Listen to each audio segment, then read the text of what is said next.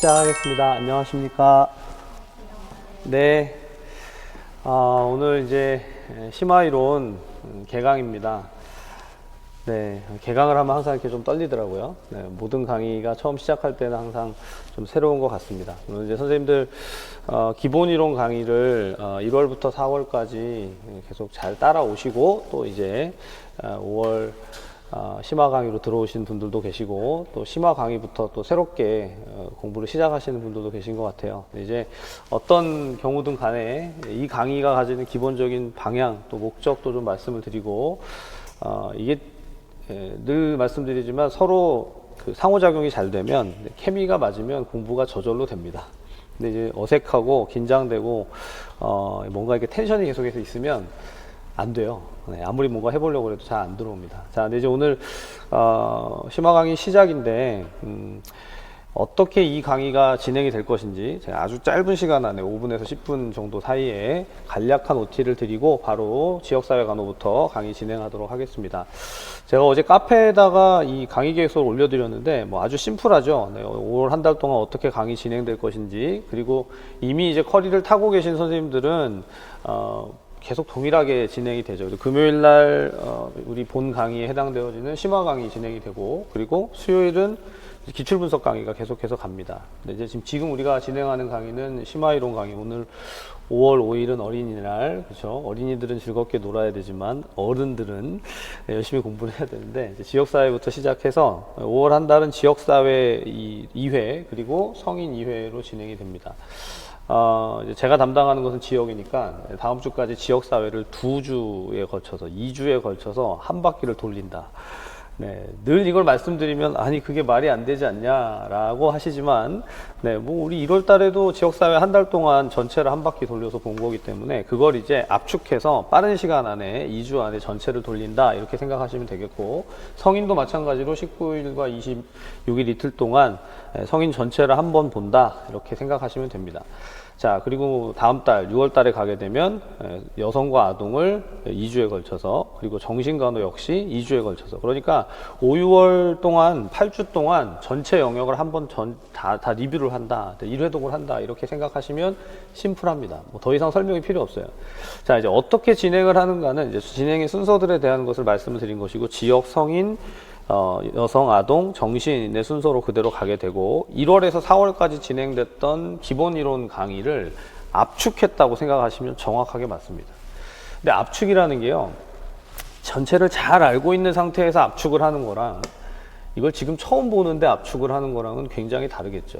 여러분들 혹여 지금 이제 5월 강의부터 내가 공부를 시작하겠다고 하신 선생님들께서는 제가 이렇게 뭐 긴장을 하게끔 하는 건 아니지만 약간 조금 더 노력을 하시고 에너지를 좀 투입하시는 게 맞을 겁니다. 그러니까 이제 2주에 걸쳐서 지역사회 전체를 한번 훑어보겠다라는, 전체를 리뷰하겠다라는 그런 마인드를 강사진도 가지고 있지만 여러분들도 그것을 가지고 한번 리뷰를 하신다, 이렇게 생각하시면 좋을 것 같아요. 우리가 대학 다닐 때 중간고사를 보거나 기말고사를 보면 굉장히 짧은 시간 안에 전체 영역을 보잖아요.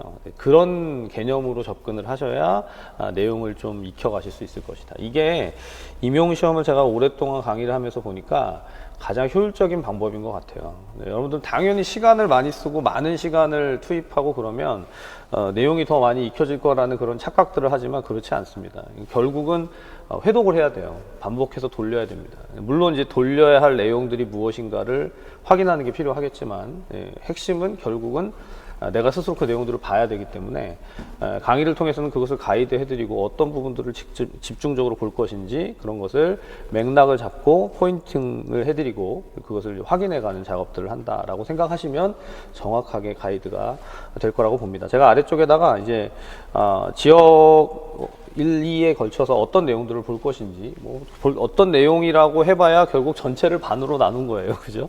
아주 심플하죠? 네, 선생님들 참 좋다. 네, 그냥 이제 간단하다, 간단 명료하다. 그냥 절반을 이번 주에, 다음 주에 절반을 본다. 성인도 마찬가지입니다. 성인도 마찬가지고, 제가 기출 분석에 대한 것도 그냥 써드렸는데, 결국 기출도 이전에 했던 우리가 4월 달에 봤던 정신간호 전체의 기출 분석 나눠서 4주에 걸쳐서 그러니까 오히려 기출 분석이 더 촘촘하게 내용들을 확인해 간다라고 생각하시면 될 것이고, 이미 이렇게 진행을 해왔잖아요. 1월에서 4월까지 기본 강의와 5, 6월에 지금 심화 강의가 있으면 이 강의를 압축해서 가는 것이고, 지금 2월부터 5월까지의 기출 강의가 거기에 크로스해서 기출이 지역, 성인, 여성, 아동, 정신 이렇게 가고 있으니까 토탈 1, 4월부터 5, 6월까지 두 번에 걸쳐서 회독을 하고, 그리고 기출 분석 자체가 그 안에 또 돌아가니까 그냥 커리를 제대로 타셨으면 어찌 보았든 3회독 정도를 하는 거예요. 회독의 개념이 나는 완벽하게 해야만 회독이다 이런 선생님들은 그냥 차치하고, 그냥 우리가 전체 시작부터 끝까지를 리뷰를 한다라는 이런 관점으로 접근을 하면 3번 정도를 확인하고 가는 거다. 이렇게 봐야 7월 달에 가서 영역별 문제풀이를 할 때, 아, 맞아, 그런 게 있었지. 뭐 이 정도 감을 잡고 조금은 긍정적인 마인드를 가지고 학습을 하는데 상당히 도움이 될 거다. 제가 웃으면서 말씀드리지만 선생님들 이렇게 공부를 하면요, 그래서 합격하겠어? 라는 생각이 드실 때마다 합격자들은 많으니까, 합격자들 이렇게 공부해서 합격하신 선생님들 많습니다. 그러니까 걱정하지 마시고, 이렇게 불안해 하시거나 초조해 하지 마시고, 커리를 잘 성실하게 타시는 것 자체가 만만치 않은 커리예요. 여러분, 뭐 교재가 이렇게 얇은데, 뭐가 좀 적은 것 같은데? 그거라도 제대로 하면 반드시 합격하니까, 두려워하지 마시고, 같이 이 커리 안에서 열심히 앞으로 한번 달려가 봤으면 좋겠습니다. 됐죠? 네. 많은 OT는 필요하지 않다. 뭐 어떤 분들은 강의 시작할 때, 저도 강의 시작할 때 예전에는 OT를 1시간씩 했어요. 선생님들 거의 무슨 정신교육 훈화하는 것처럼 다 필요 없다. 이렇게 결론을 내렸습니다. 자, 그래서 어떻게 진행될 것인지 이제 보셨으니까, 진행되는 데 있어서 이제 심화이론은 암기의 맥을 활용합니다. 암기의 맥, 아까 제가 표지만 이렇게 폈었는데, 원래 오늘 아침에 출간돼서 선생님들 따끈따끈한 책을 만나야 되는데 어린이날이라고 배송이 안 된대요. 그래서 월요일날 아마 배송이 되는 것 같습니다. 출간은 이미 됐고, 교재가 작년 걸 제가 먼저 좀 보여드리면, 저도 책을 아직 못 받았으니까 작년 거의 그 두께가 한 요 정도 됩니다. 그러니까 우리 그 맥 1, 2, 3권이 있잖아요. 맥 1, 2, 3권을 집약했다, 모았다, 이렇게 생각하시면 됩니다. 그러니까 나중에 거의 암기의 맥 가지고서는 회독을 해도 크게 무리가 없는 그런 내용들이고, 암기의 맥 가지고 강의를 진행하면서 설명드리겠지만, 뭐 맥을 가지고 우리 기본서를 가지고 회독을 하든, 암기의 맥을 가지고 회독을 하든, 아니면 선생님들이 각자 또 뭔가 단권화를 해서 회독을 하든, 각자 본인이 보기 좋은 거 가지고 회독하시면 됩니다. 항상 질문을 하시거든요. 어느 걸 가지고 회독을 하는 게 가장 좋겠습니까? 제가 늘 말씀드리지만 선생님이 원하시는 걸로 하십시오. 가장 좋은 것으로. 그리고 이제 조금만 더 말씀드리면 7, 8월, 9, 10월 가게 되면 문제를 풀잖아요. 모의고사 문제를 풀고 영역별 문제를 풀면 그 문제풀이를 하는 때 문제와 거기에 이제 해설을 충분하게 드립니다. 그러니까 그걸 다 모아도 거의 책 한 권 돼요. 그걸 이제 회독을 하셔서 합격하신 선생님들도 충분히 계시니까, 어떤 것이든 지금은 이제 우리의 손에 잡히는 걸 가지고 회독을 하는 것에 익숙해지는 것이 필요하다.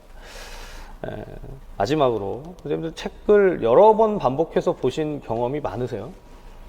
제가 기본 강의 때 설명드렸지만 잘 없거든요. 그렇죠?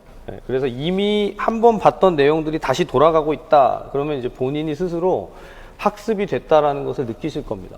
이거 예전에 이런 게 있었는데, 이런 느낌이 있다면 이미 학습이 되고 있는 거예요. 암기는 안 됐더라도, 머릿속에 다 들어와 있진 않더라도 지금 되고 있다라고 생각하시고, 스스로를 너무 이렇게 질책하거나 자책하지 마시라고 격려를 좀 드리고 강의를 진행하도록 하겠습니다. 괜찮겠죠? 네, 재밌을 것 같죠? 네. 자, 그러면 암기의 맥, 선생님들께 오늘 제가 나갈 그 분량만 좀 나눠드렸는데요. 암기의 맥을 보시면서 앞에 우리가 기본서로 봤던 그 맥 1권을 좀 참고하셔서 학습을 좀 해가시는 것도 좋겠습니다. 결국 반복을 하는 거니까. 자, 그리고 이제 그 암기의 맥의 내용은요. 암기의 맥은 선생님 나중에 책을 보시면 순서가 원래 지역, 정신, 성인, 여성, 아동, 제가 이제 매년 우리가 강의를 이렇게 했었는데 정신간호가 2편에 있지만 강의는 순서를 바꿔서 원래 순서대로 지역, 성인, 여성, 아동, 정신 이 순서대로 진행을 하겠습니다. 자, 그래서 이제 아래쪽에 목차가 있고요. 실제로 각 그 파트마다 이제 세트로 구성이 되어 있는데 이 세트가요, 지역사회 간호 첫 편에 들어가서 세트 1, 2, 3 이렇게 나가면 그게 이제 하나의 의미 단위로 중요한 것들을 그냥 묶어놨다 이렇게 생각하시면 되겠고, 1권에서 보셨던 내용들이 다양한 각도로 압축이 되어 있으니까 그렇게 보시면 되겠습니다. 혹시라도 공부하시다가 언제든지 좀 모르겠다거나 해설이 필요하다거나 선생님들이 조금 더 도움이 필요하다면 질문을 하시기 바랍니다. 질문은 카페에서 하시면 제가 잘 답을 해드리니까. 질문해 보신 분 없죠? 질문을 잘 안 하시더라고요. 근데 이제 질문도 좀 하시고 또 퀴즈 올려드리는 것은 계속 열심히 좀 풀어 가시면 좋겠다. 자, 그럼 이제 선생님들 암기의 맥과 그다음 또 하나, 암기의 맥 말고 워크북이 원래 출간이 될 예정이었는데 워크북을 자료로 다 드리기로 했어요. 워크북이 다른 게 아니라 마인드맵의 자료들이고, 마인드맵과 답을 이제 써보는 연습하는 그런 내용들인데요.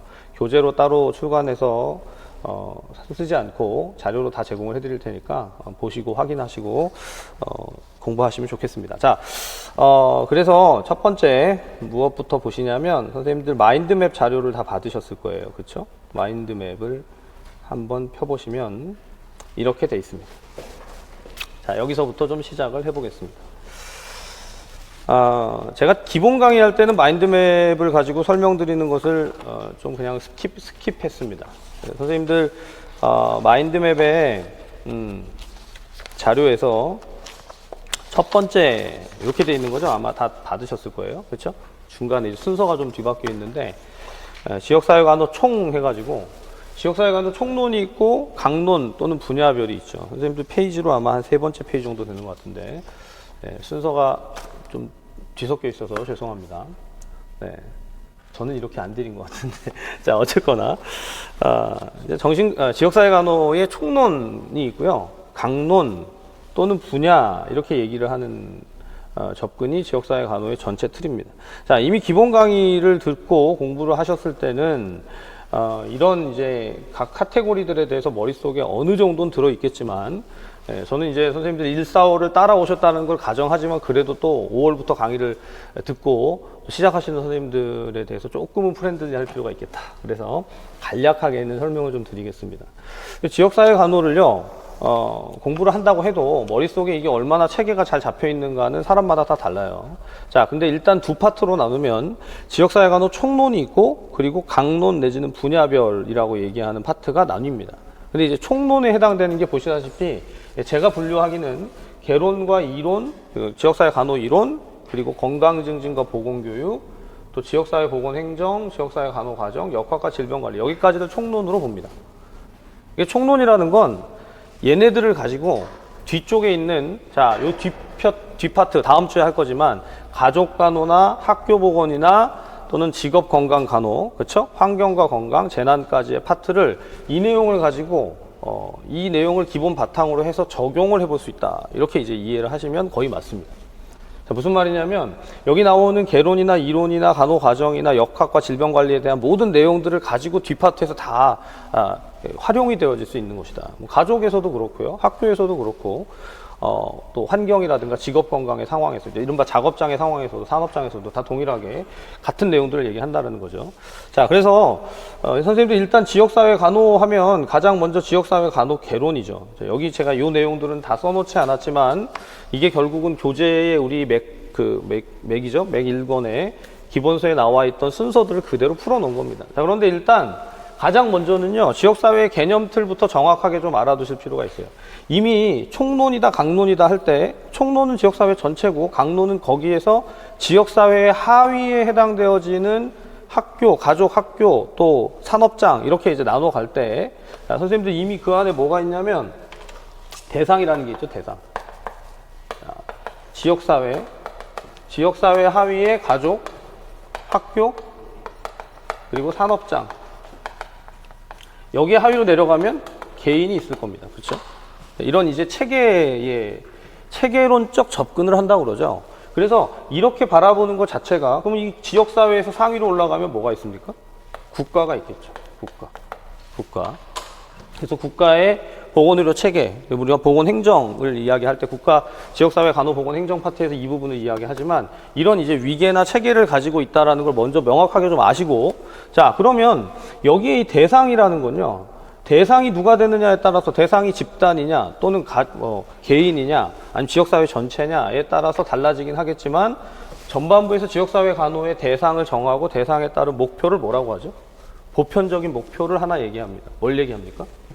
이 대상들을 가지고 목표로 적정 기능 수준의 향상이라는 것을 이야기하죠. 적정 기능 수준의 향상. 그러면 적정 기능 수준의 향상이라고 할 때는 이미 이 적정 기능에 대한 것도 따로 다 정의를 할 거예요.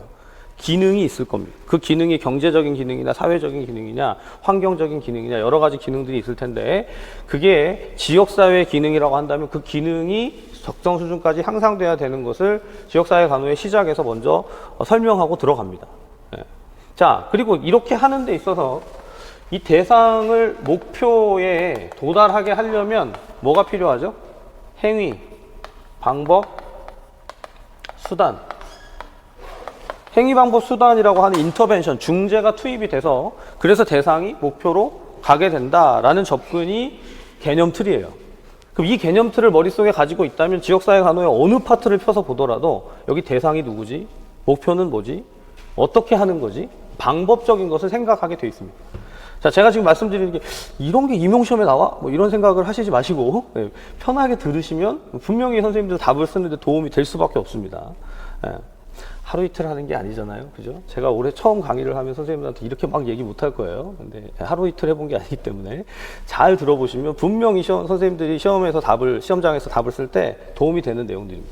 자, 그래서 이런 대상, 목표, 행위, 방법, 수단을 딱 생각하면서 행위, 방법, 수단에 대한 것을 생각할 때 이 행위, 방법, 수단에 뭐가 들어가죠? 우리가 간호를 얘기하고요. 간호에 있어서 뭐 직접 간호라든가 간접 간호라든가 이런 이제 분류를 생각합니다. 직접 간호나 간접 간호로 분류를 한다. 그럼 직접 간호에 해당되는 거, 약을 처방한다거나 또는 약을 처방하는 게 아니죠. 처방한 약을 투약하거나 또는 뭐 인젝션을 하거나 뭐 이런 이제 아주 직접적인 간호들을 이야기하는 거 말고, 그거 말고 간접 간호에 해당되어지는 것은 교육을 한다거나 관리를 한다거나 이런 내용들이 포함될 겁니다. 다 어디선가 들어보신 것 같죠? 자, 그런데 지역사회 간호에서는 여기 나오는 직접 간호나 간접 간호를 분류하는 거 말고 플러스해서 하나가 더 생각돼야 되는데, 그게 뭐냐면 중재라고 할 때, 이른바 문제를 해결하려고 할 때 어떤 문제를 해결하는가에 따라서 문제에 대한 해결 방식들이 좀 다릅니다. 자, 예컨대 선생님들 정책이라든가 제도라든가 법이라든가 이렇게 얘기하면 저건 여기서 말하는 거하고 좀 카테고리가 다르죠. 위계가 다르죠. 그걸 이해하시는 게 필요합니다. 그러면 왜 갑자기 이런 얘기를 하고 있죠? 이유가 뭐냐면 바로 여기 있어요. 건강의 결정 요인을 어떻게 보느냐에 따라서 그 결정 요인이 헬스 디터미넌트를 어떻게 바꿀 것인가, 그게 문제를 해결하는 방법이라고 생각을 하니까 여기서 말하는 정책이나 제도나 법 등이 등장하는 거죠. 그리고 정책이나 제도나 법을 이야기한다면 거기에는 가장 기본적인 가치가 있어요. 어떤 가치를 추구하느냐? 건강권이라든가 건강의 형평성이라든가, 그렇죠? 물론 이제 건강권이나 건강의 권리나 형평성만이 아니라 만약 이게 사업이라면 돈을 벌어야 된다, 뭐 이러면 효율성을 따지거나 생산성을 따지거나 이런 간호관리에서 학습하게 되는 그런 내용들이 여기에 포함이 될 수 있을 겁니다. 이해가 되시죠? 자, 제가 이 말씀을 다시 드리는 건 선생님들이 지역사회 간호를 1월 달에 했잖아요. 얼마나 머릿속에 잔재되어 있을까, 많이 휘발했다라고 생각을 하기 때문에 다시 리마인드를 시켜드리는 거예요. 그래서 이 파트를 가지고 지역사회 간호의 개론 파트에 있는 이 내용들을 기본 바탕으로 깔아놓고 거기서 이제 시험에 출제될 수 있는 것들을 좀 생각해 보려면 우리가 암기맥에 있는 내용을 다시 좀 들여다보면서 확인을 좀 해볼 필요가 있겠습니다. 자, 한번 볼까요? 첫 번째, 세트 1에 나와 있는 게 지역사회 간호의 개념화입니다. 이미 제가 설명드린 것처럼 지역사회 간호에 대한 컨셉추얼 프레임워크 개념화는 대상과 목표와 행위 방법 수단이라는 것을 통해서 이미 했는데, 막상 교재에 들어가 보면요, 많은 우리 교과서들마다 제일 먼저 뭐부터 정의하죠? 지역사회부터 정의합니다. 지역사회의 개념이 어떻게 되느냐, 지역사회를 어떻게 정의하느냐 하는 겁니다. 자, 우리 시험에는 항상 선생님들 기본 강의 때도 말씀드렸지만 정의라든가 개념이라든가 또는 분류, 유형 이런 것을 항상 시험 문제에서 출제를 해요. 지역사회도 마찬가지고 정신간호도 마찬가지고 성인, 여성, 아동에서도 물론 그런 내용들이 나오겠지만 특별히 지역 정신, 지역에서는 이런 내용들이 문제로 출제됩니다. 그러다 보니까 WHO에서 지역사회를 어떻게 정의하는가 아주 간략하게라도 한번 다시 읽어볼 필요가 있어요. 지역사회는 보시다시피 지리적인 경계, 공통적인 가치, 어떤 관심에 의해서 분류되는 사회 집단이다. 그래서 그 집단 안에서 여러 가지 규범이나 가치나 사회제도를 창출하는 집단이다. 근데 이제 여기 보면 규범이나 가치나 사회제도가 그게 결국은 앞에서 말한 제도, 정책, 법 이런 것들을 만드는 거 아닌가? 그걸 만들어서 문제를 해결한다 이렇게 생각하면 이해가 되실 거예요. 지역사회라는 것 자체가 개인과는 달리 뭔가 그 안에서 무엇인가 만들어서 문제를 해결한다. 자, 근데 이제 스탠호프나 랭캐스터라고 하는 스탠호프나 랭캐스터는 이제 미국의 커뮤니티 헬스 너싱 지역사회 간호와 관련된 학자인데 책을 가장 대표적인 책, 많이 번안되는 책을 썼죠. 근데 여기 보면 사람이나 장소, 기능이라는 측면을 포함해서 정의를 한다. 뭐라고 정의했습니까? 보시면 사람은 지역사회의 구성원이고 장소는 지리적인 측면이고 그리고 시간적인 측면을 의미하고 기능을 보니까 이렇게 써놨어요. 지역사회 활동이나 목표다. 이렇게 써놨습니다. 이거 되게 추상적인 개념인 것 같지만 결국은 사람과 장소와 기능이라는 세 가지를 가지고 지역사회를 오퍼레이션 데피니션을 내린 거죠. 조작적인 정의를 내린 거예요. 지역사회를 정의해 보세요 하면 사람이 있고 장소가 있고 기능이 있어야 된다. 이렇게 설명했다는 겁니다. 자, 그런데 이미 앞에서 보셨지만 기능이 도대체 어떤 기능인데 하면 보시다시피 지역사회의 기능에는 생산과 소비와 분배의 기능도 있고 사회화의 기능도 있고 통제의 기능도 있고 상부상조의 기능도 있고 경제적인 기능도 있다. 절대 외우지 마세요. 이런 거는. 이거 외우는 게 아니에요. 이해를 하는 거지. 그런 기능들이 있구나. 자, 그런데 이미 보았던 사람, 장소, 기능을 생각해 보시면 그 지역사회의 특성을 설명할 때도 지리적인 영역을 공유한다거나 사회적인 상호작용을 한다거나 그리고 유대감을 갖는다, 인티머시를 갖는다, 이렇게 서로 인터액션을 하면서 상호작용을 한다, 이런 것을 가지고 지역사회를 설명을 했다라는 겁니다. 그래서 이걸 그럼 지역사회가 그냥 다 똑같은 건가? 아니다. 분류를 한 게 우리 지역사회 간호의 첫 파트에 나오죠. 그래서 구기감, 이래서 구조적인 지역사회, 기능적 지역사회, 감정적 지역사회로 구분이 된다. 우리 국가고시에서는 이런 것도 문제가 출제되죠. 다음 중 구조적인 지역사회에 해당되는 것, 또는 기능적 지역사회에 해당되는 것, 감정적 지역사회에 해당되는 것. 국시에서는 출제가 되는데 임용에서는 출제된 적은 없어요. 내지 마라, 막 이렇게. 이런 건 내지 마라. 하지만 이제 분류가 된다는 것을 알아두시고. 자, 이제 이거보다 더 중요한 건 바로 다음 맥락인데, 건강한 지역사회입니다. 우리는 지역사회 자체의 개념이 문제가 아니라 그게 건강하다고 한다면 어떤 것이 건강한 지역사회인가를 정의를 해야 돼요. 자, 선생님들 건강한 지역사회를 정의하려면 뭐가 있어야 되냐면 기준이 있어야죠. 자, 첫 번째 개념을 보면 현대사회에서 나타나는 다양한 건강 욕구를 효율적으로 충족시키는 사회다. 좋은 말은 다 갖다 썼죠. 현대사회에서 건강한 욕구를 효율적으로 충족시킨다. 그러면 효율적으로 충족시키기 위해서는 뭐가 돼야 되냐면 투입이라는 게 있어야 될 것이고요. 그에 따른 결과라는 게 있어야 될 겁니다. 무엇인가가 투입되고 그에 따라 결과가 나타날 것이다. 그럼 무엇이 투입될 것인가? 투입되는 자원이나 서비스나 또 어떤 물적, 인적 자원들이 다 투입이 될 수 있을 것이다 라는 생각을 하게 되죠. 자, 그래서 이런 것들을 원활하게 할 수 있는 가장 이상체로 설정한 게 뭐냐면 건강도시라고 보셔도 틀리지 않아요. 네, 선생님이 지금 건강도시에 대한 정의라든가 건강도시의 조건이라든가 WHO에서 얘기하는 건강도시의 프로파일들 이미 다 기본 강의 때 한 번쯤은 들어보셨을 텐데 일단 문제가 출제되면 건강도시 자체를 가지고 문제를 낼 개연성이 있어요. 네, 계속 유효한 문제이기 때문에 아직 출제가 안 됐거든요.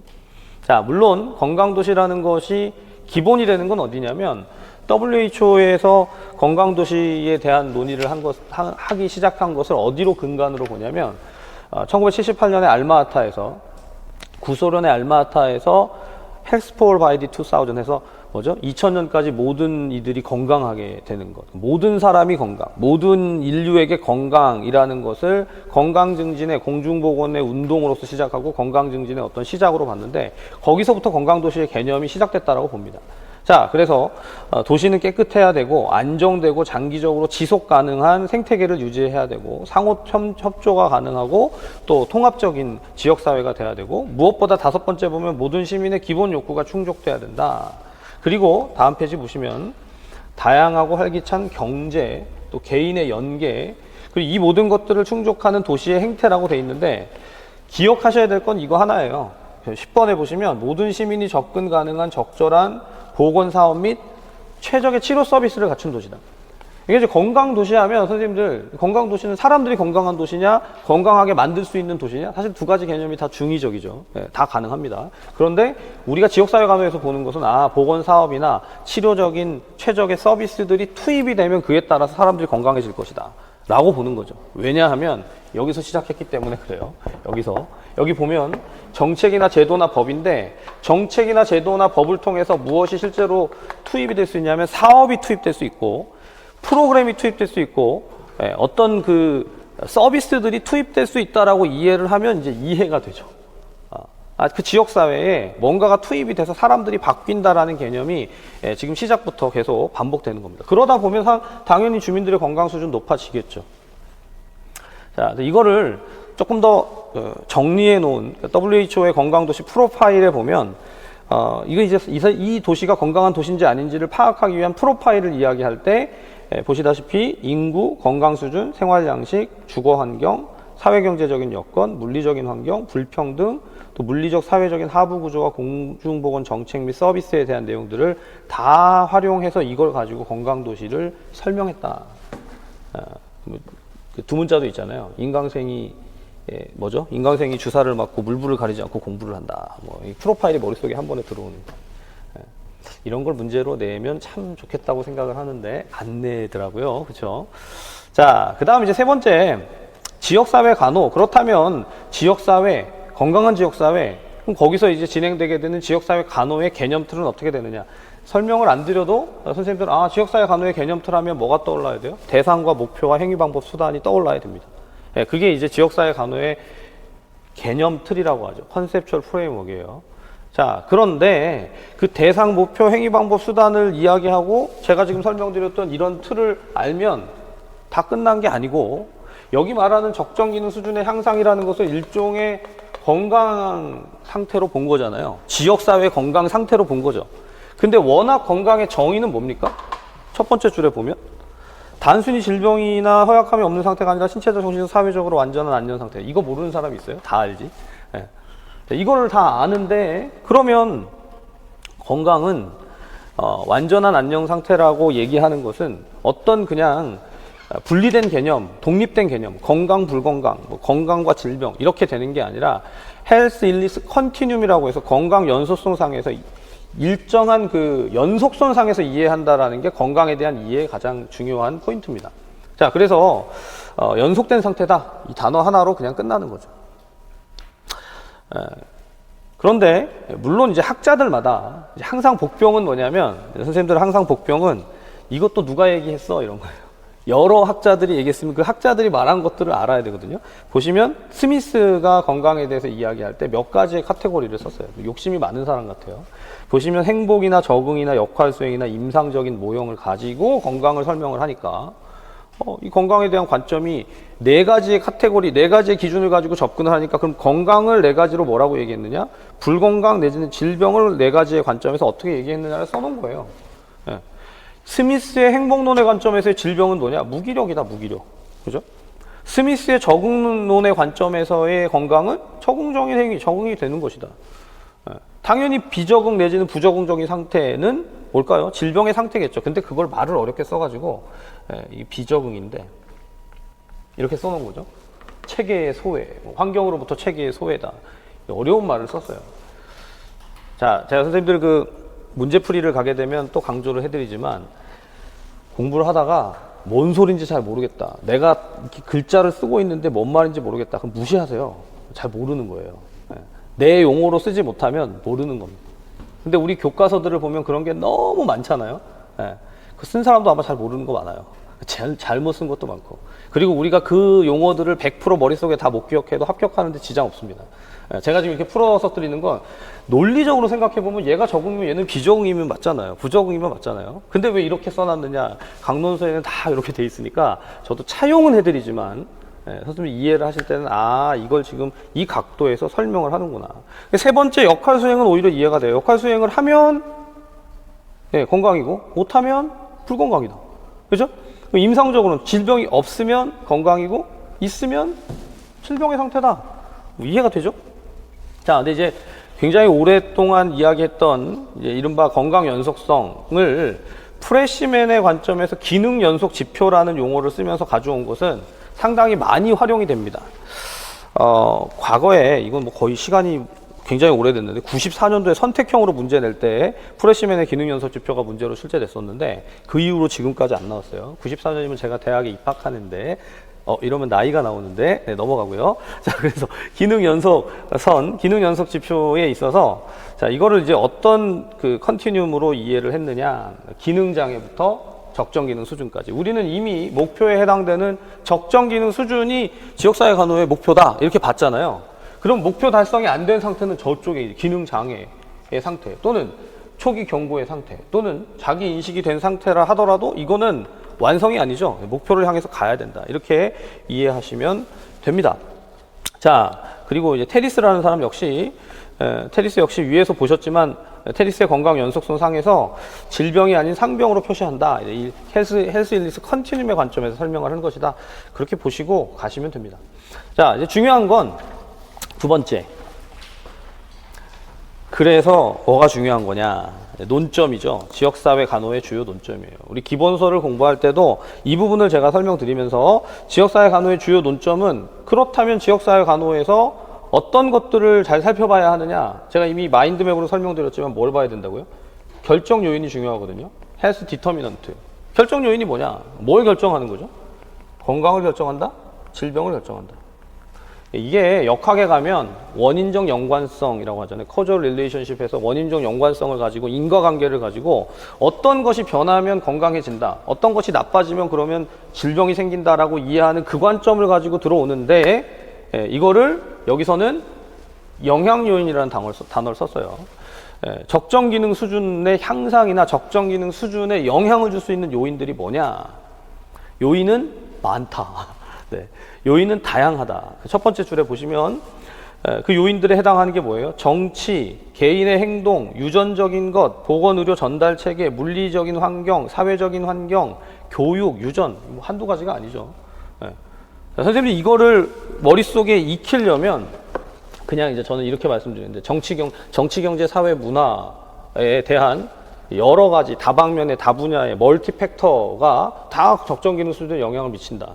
근데 조금 카테고리를 지어서 생각하면 뭐가 영향을 미칠까요? 생물학적인 요인, 사회적인 요인, 그렇죠? 심리적인 요인 이렇게만 얘기를 하더라도 이해가 되죠. 분류가 되는구나.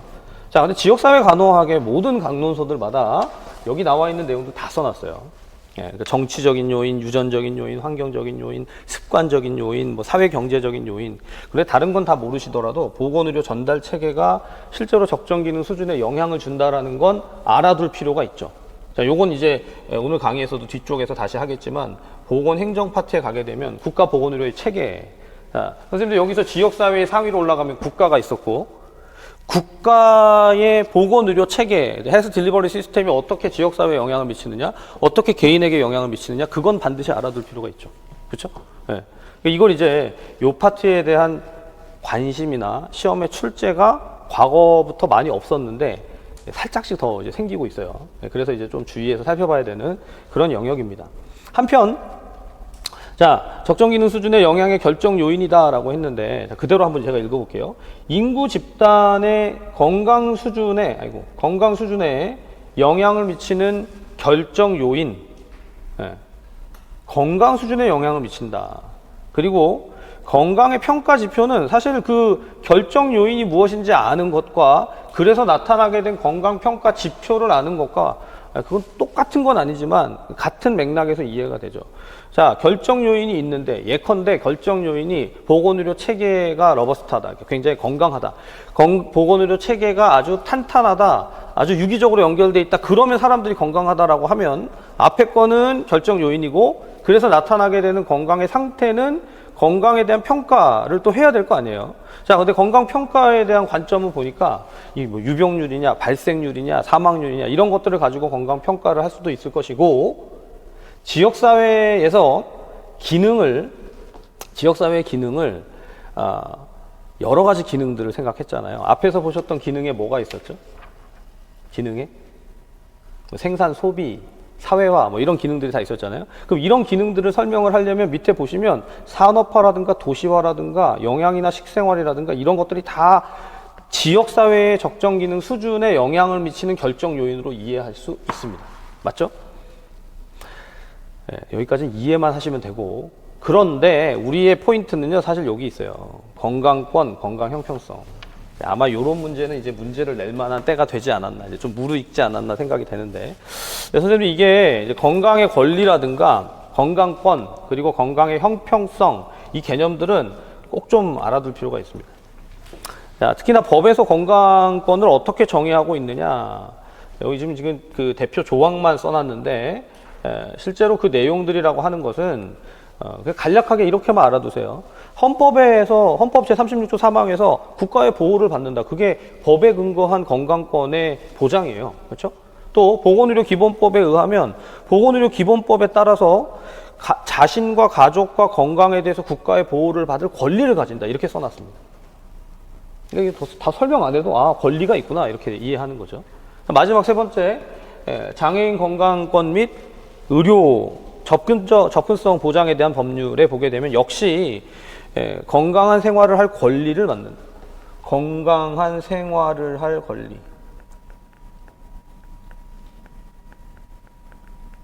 그리고 의료를 받을 권리. 받을 권리. 자, 권리가 있다고 하니까 그럼 권리를 누려야 되잖아요. 근데 권리가 다 똑같이 누려집니까? 거기에 영향을 줄 수 있는 게 뭐죠?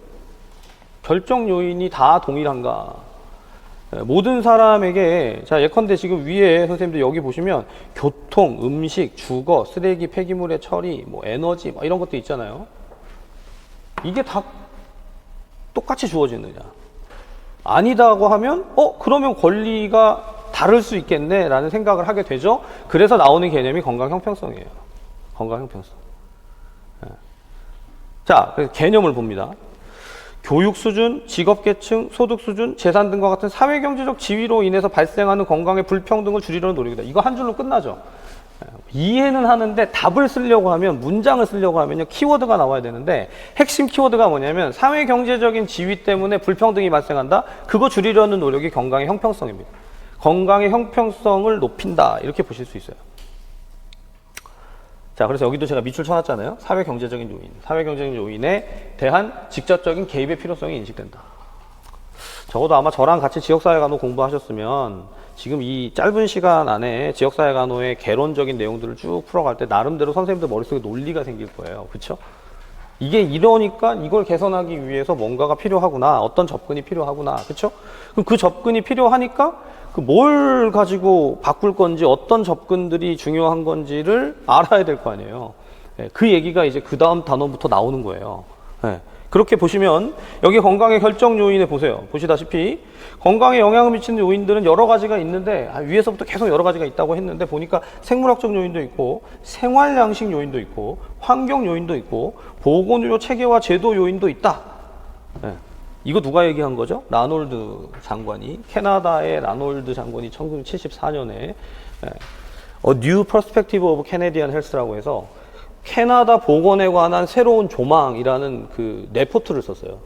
숙제한 건 아니고 보고를 한 거죠.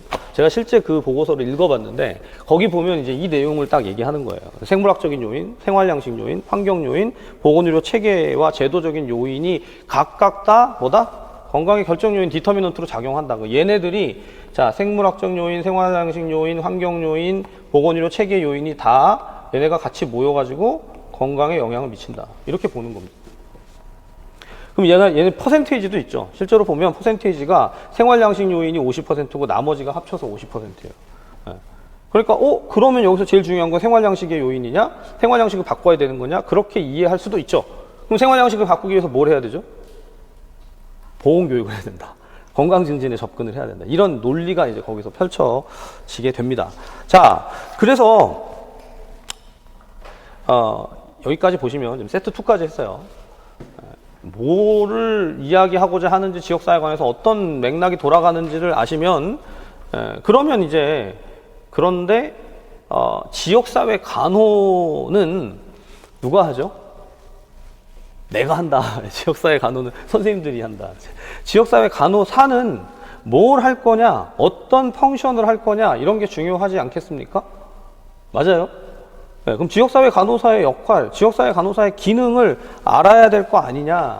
당연한 거죠. 그래서 등장하는 게 지역사회 간호사의 역할입니다. 그리고 지역사회 간호에 있어서 간호사의 기능적인 접근을 이해할 필요가 있다가 이어지는 6번째 세트에서의 내용이에요. 자, 그래서 여기 보시면 지역사회 간호사의 역할 부분을 보면요.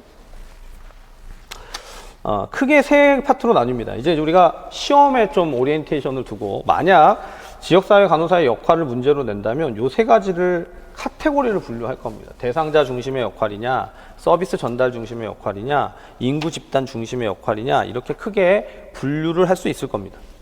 처음 들어보시는 거 아니잖아요. 그렇죠? 다들 표정이 저런 게 있었나 뭐 이런 표정인데 제가 뭐 매년 겪는 거니까 5월 달쯤 되면 1월에 했던 건 다 이게 휘발했다가 다시 이제 장착되는 시간이거든요. 자, 근데 선생님들 보세요. 대상자 중심의 역할이다, 서비스 전달 중심의 역할이다, 인구 집단 중심의 역할이다. 이렇게 분류를 하는 게 현재 나와 있는 대한민국의 지역사회 간호학 책 안에 지역사회 간호사의 역할을 분류하는 하나의 나름대로의 카테고리예요.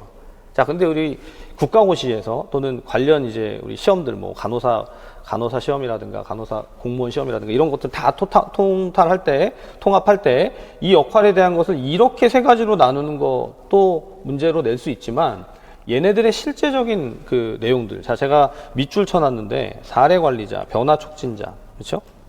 대표적으로 얘네 두 개를 문제로 제일 많이 냈어요.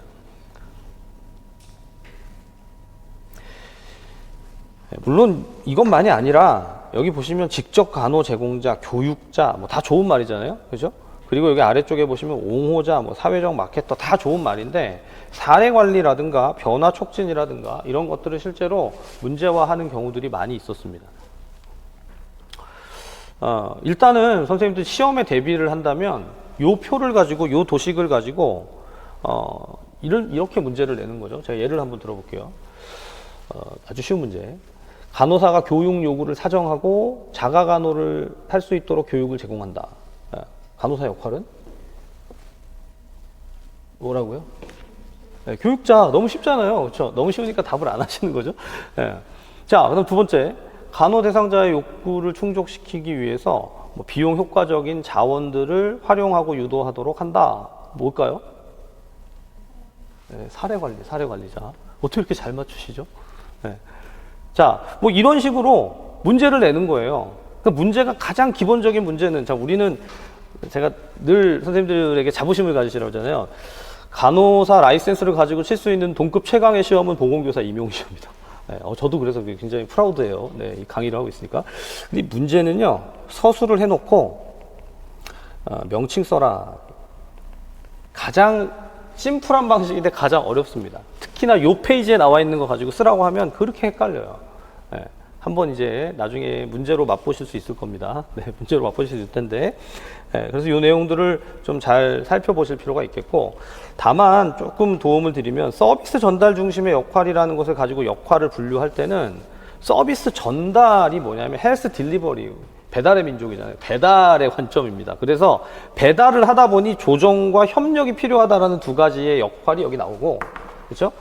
위쪽에 대상자 중심 역할은 대상자에게 포인트를 맞춰서 대상자에게 어떤 것들을 해주느냐, 직접 간호를 해주느냐, 교육을 해주느냐, 상담을 해주느냐, 그 대상자들을 다른 곳에 의뢰해 주느냐, 또는 역할 모델, 롤 모델이 되느냐, 이런 것들이 이제 대상자 역할, 중심 역할로 주어지고, 그리고 나서 인구 집단 중심의 역할에서는 이건 굉장히 좀 분류가 딱 되지 않아요. 그래서 여러분들 이 부분을 좀 읽어보실 필요가 있어요. 사례 발굴자, 지도자, 변화 촉진자, 옹호자, 사회적 마케터. 문제를 낸다면 저는 이제 사회적 마케터 이런 것이 간호 관리나 지역사회 간호나 이게 좀 많이 믹스되고 있는 학문적으로 그렇기 때문에 출제 가능성이 좀 있지 않나라 생각합니다. 사회 마케팅은 어디서도 활용이 되냐면 보건교육이나 건강 증진에서도 사회 마케팅의 관점들이 자꾸 등장을 합니다. 마케팅이 등장하면 마케팅은 파는 거잖아요. 뭘 파는 거냐? 관념을 파는 거다. 그렇죠?